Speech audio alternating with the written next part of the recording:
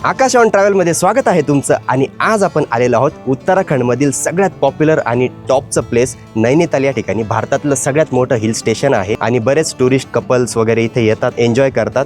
आणि इथे स्नोफॉलसुद्धा होतो. पण आता आपण जानेवारीत आलेलो आहे, सध्या वातावरण क्लिअर आहे त्यामुळे इथे स्नोफॉल नाही आहे. पण इथलं वातावरण खूप जबरदस्त आहे आणि बघू शकता तुम्ही नैनिताल लेकमध्ये बोटिंग करतोय.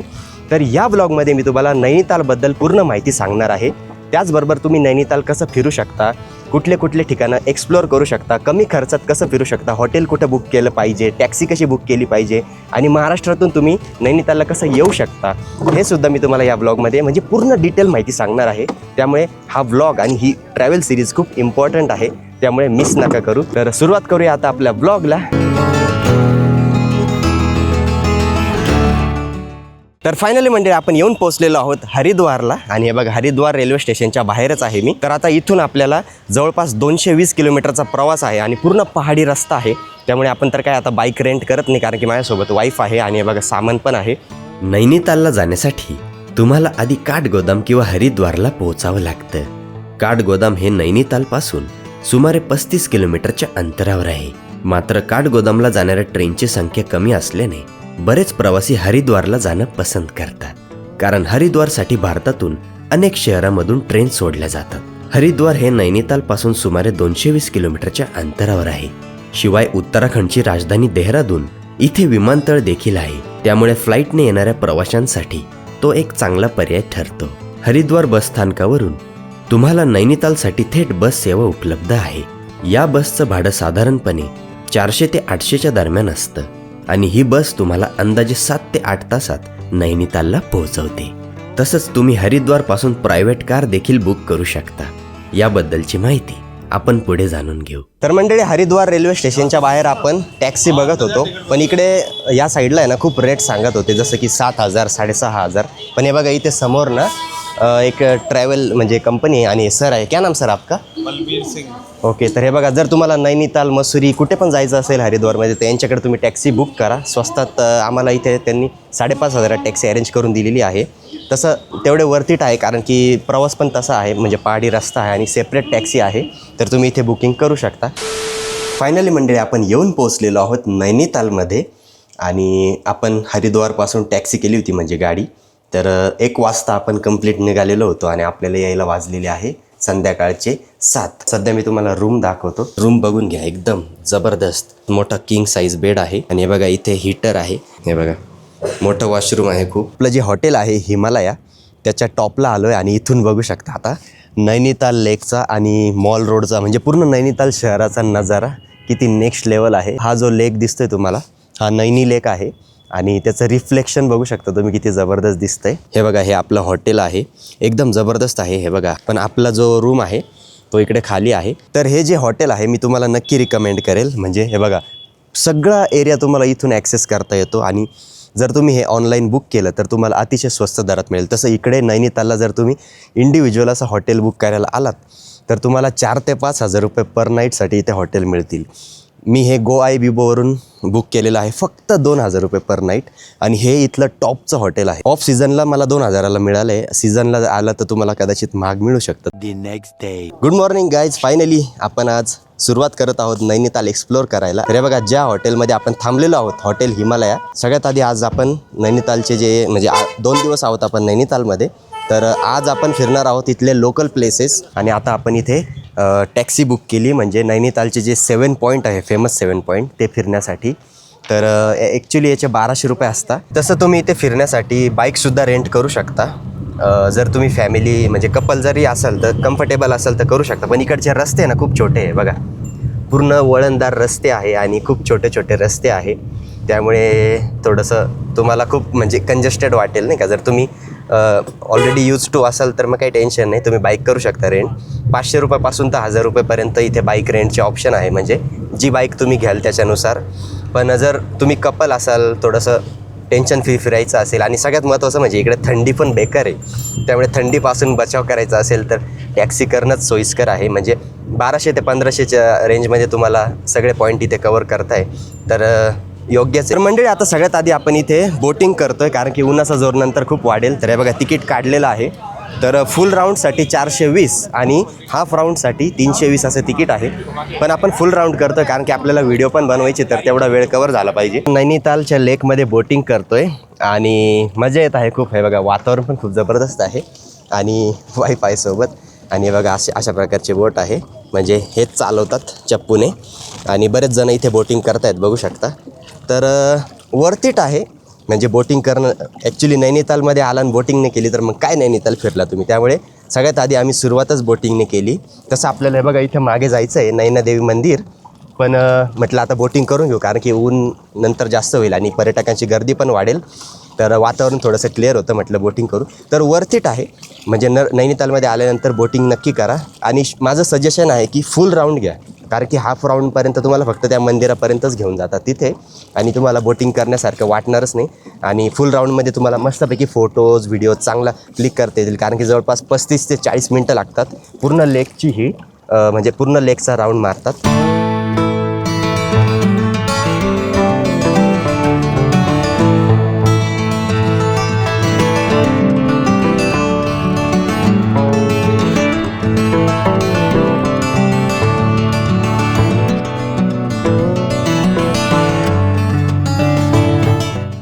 तर मंडळी आता बोटिंग करून आपण आलेलो आहोत. हे बघा इथे नैनादेवी मंदिराजवळ नैनिताल लेकच्या बाजूलाच हे नैनादेवी मंदिर आहे. तर मंडळी आता एंट्री गेटपासून आपण आतमध्ये आलो आहे. इकडे मंदिराकडे जाण्याचा रस्ता आहे आणि हे बघा इकडे नैनिताल लेक आहे.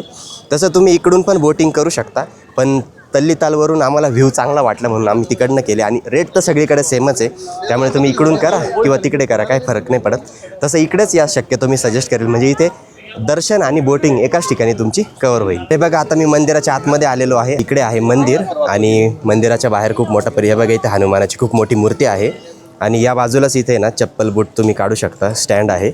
आणि सगळ्यात आधी तर आपण आता आहे ना आतमध्ये ना दर्शन घेऊ.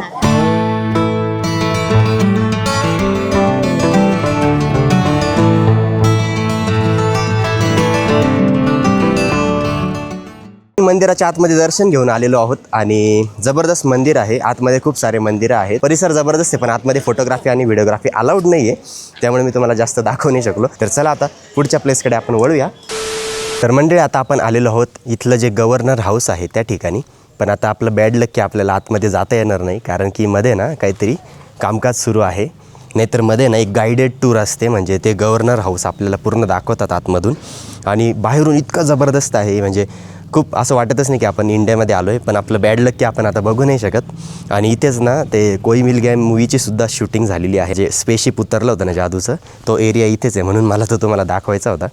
पण काय आता दाखवू नाही शकत. हे तर फक्त एंट्री गेट आहे, पण इथून आतमध्ये गेल्यानंतर मेन म्हणजे गव्हर्नर हाऊसची बिल्डिंग आहे. पण जाऊ दे आता काय, इथून बाहेरून एवढं तरी बघितलं. तुम्हाला माहिती तर दिली. जर तुम्ही इकडे आलात ना नैनितालला तेव्हा विचारपूस करून या, जर इथलं कामकाज झालेलं असेल तर तुम्ही इथे आतमध्ये जा. तर मंडळी आता आपण आलेलो आहोत केव गार्डन, याला म्हणता इको केव गार्डन. म्हणजे आतमध्ये ना असे नॅचरल केव्ज बनलेले आहेत आणि त्यांनी त्याला गार्डनमध्ये कन्वर्ट केलेलं आहे. तर हे बघा 100 रुपये पर पर्सन असे 2 तिकीट आम्ही घेतलेले आहे. तर बघूया कसं आहे केव गार्डन आतमधून. मी पण एक्सायटेड आहे. आणि हे बघा असा रस्ता आहे, म्हणजे थोडासा ट्रेक पण करावा लागेल आपल्याला हलकासा, त्यामुळे ते डोक्यात ठेवून या जर तुमच्यासोबत वयस्कर वगैरे कोणी असेल ज्यांना चालण्याचा प्रॉब्लेम आहे. तर हे बघा असा थोडासा ट्रेक आहे, म्हणजे इतका नाही आहे, नॉर्मल आहे.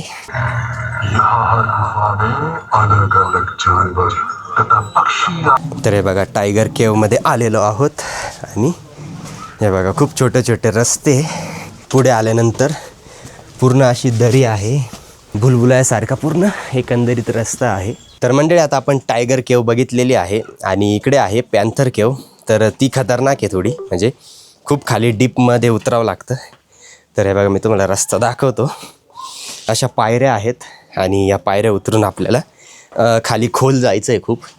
तर जबरदस्त आहे, म्हणजे तुम्हाला एक वेगळाच एक्सपिरियन्स येईल थोडंसं भुलभुलामध्ये जाण्यासारखं. तसं संदन व्हॅली जर तुम्ही पाहिली असेल महाराष्ट्रातली, ती तर याच्यापेक्षा खतरनाक आहे. पण हे थोडंसं वेगळं वाटतं. तुम्ही मंजुमल बॉईज पिक्चर बघितलेला आहे का मूवी, त्यासारखं एक खाली खूप डीप आहे. हे बघा इथे बऱ्याच केव्ज आहे, त्यामुळे सगळ्याच मी तुम्हाला दाखवत नाही, पण त्या जरा युनिक होत्या म्हणून त्या मी तुम्हाला दाखवल्या. तर मंडळी आता आपण आलेलो आहोत पुढच्या प्लेसवर. याचं नाव आहे हिमालया दर्शन पॉईंट. म्हणजे इथून हिमालय माउंटेन रेंज आणि नैनितालचा जबरदस्त व्ह्यू दिसतो. तर पर्यटकांची गर्दी आधी बघून घ्या, खूप गर्दी आहे. तिकडे समोर नाही बघा, इकडे हिमालय माउंटेन रेंज दिसते, पण आता सध्या आहे ना धुकं खूप आहे आणि वातावरण थोडंसं ढगाळ आहे त्यामुळे दिसणार नाही. तर तिथे एक माउंटेन दिसतोय आणि हे बघा इथे खाली पूर्ण नैनितालचा हा व्ह्यू आहे.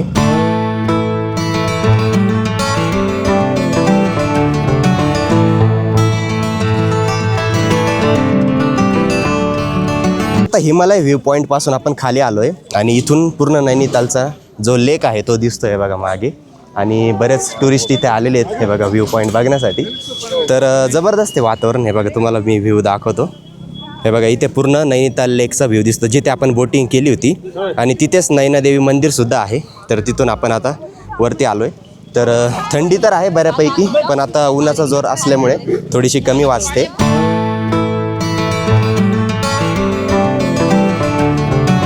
तर मंडळी आता आपण आलेलो आहोत आपल्या पुढच्या प्लेसवर. याला म्हणतात लवर्स पॉईंट किंवा सुसाईड पॉईंट.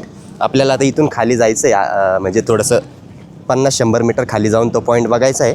आणि हे बघा इथे ना हॉर्स रायडिंगसुद्धा चालते. थोडंसंच तुम्हाला खाली चालायचं आहे आणि मग पोचता तुम्ही सुसाईड पॉईंट किंवा लवर्स पॉईंट. तर म्हणतात की इथे ना खूप आधी 2 जणांनी सुसाईड केली होती, म्हणजे कपलने, तर म्हणून याला सुसाईड पॉईंट म्हणतात. तर मंडळी आपण आलेलो आहोत आता लवर्स पॉईंट किंवा सुसाईड पॉईंटवर, म्हणजे खाली आलो आता ट्रेक करून.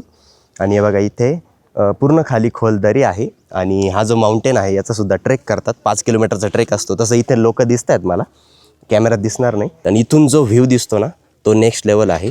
इकडे हे बघा छोटे छोटे गाव आहेत आणि इकडे पूर्ण खाली खोल दरी आहे. तर मजा येईल तुम्हाला इथे.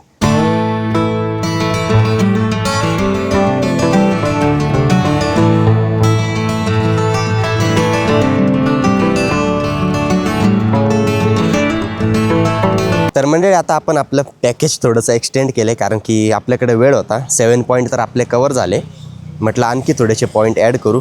800 रुपये एक्स्ट्रा देऊन आपण आणखी काही पॉईंट्स बघणार आहोत. हनुमानगडी वगैरे बघणार आहोत. ते पण मला बघायचंच होतं ते.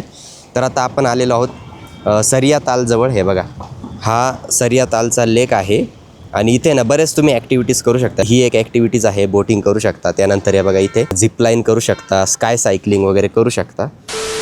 आता आपण आलेलो आहोत वुडलँड वॉटरफॉल बघण्यासाठी आणि हे आपलं आता पुढचं प्लेस आहे. जसं की आपण आता एक्सटेंड केलेलं आहे आपलं पॅकेज. तर हे बघा आता इथे आपण एंट्री तिकीट काढलेलं आहे. 50 रुपये प्रति व्यक्ती तिकीट आहे आणि हे बघा ही कमान आहे. तर इथून आता आपल्याला जायचं आहे, थोडंसं ट्रेक करायचं आहे. तर हे बघा वॉटरफॉलकडे जाण्याचा रस्ता असा आहे, म्हणजे तुम्हाला हलकासा ट्रेक करायचा आहे आणि असं पूर्ण झिगझॅग. ॲक्च्युली मोठा वॉटरफॉल ना तिकडे आहे वरती. तर बघू शकता पार्क किती जबरदस्त आहे, म्हणजे हे एक वरती प्लेस आहे. बरं झालं आपण पॅकेज थोडंसं एक्सटेंड केलं, म्हणून आपल्याला हे सुद्धा प्लेस बघायला मिळत आहे.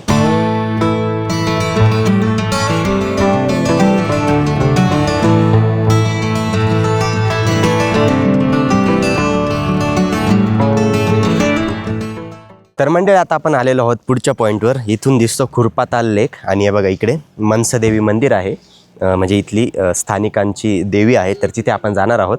पण इथून लेकचा व्ह्यू बघू शकता. तसं खाली जाणं अलाउड तर नाही आहे, तर नाही तर आपण गेलो असतो. पण हे बघा व्ह्यू किती जबरदस्त आहे आणि पूर्ण असा व्हॅली आहे. आणि हे बघा इकडे पूर्ण व्हॅलीच आहे.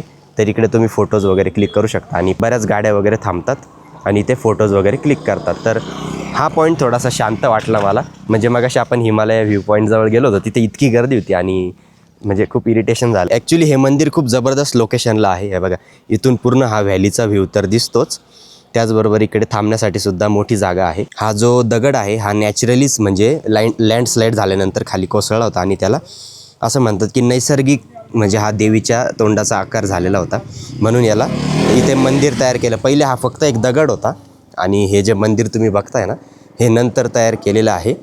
तर भरपूर ख्याती इकडे म्हणजे या मंदिराची. एवढंच आहे की फक्त रस्त्यातच आहे, तर त्यामुळे इथे थोडंसं सांभाळूनच दर्शन घ्यावं लागतं.